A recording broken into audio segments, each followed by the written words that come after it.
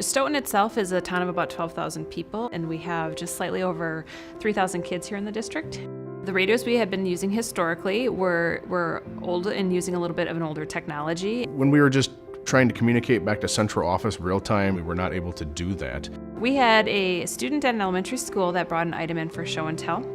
The item actually broke and had a substance in the jar that we just weren't aware of what it was. So we made a decision to evacuate our building in the safety of the students and staff, and nobody was able to really communicate from our evacuation site to our building, so it was lots of cell phones and everybody calling each other back and forth, not getting that signal through because everybody's trying to call everybody at the same time. I supervise 30 employees, and each employee has a radio assigned to them.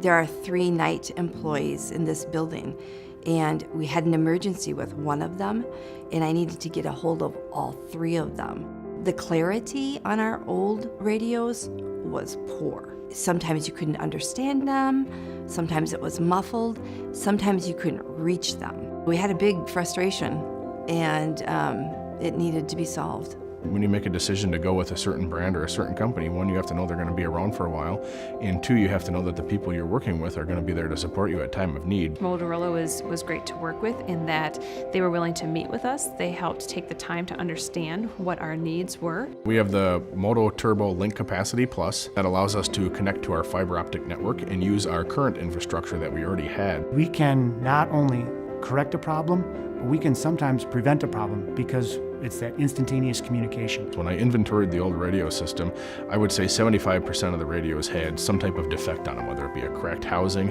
a busted off knob, a cracked antenna, you name it. But we've had 0 problems in the first year and a half with these radios at all as far as durability.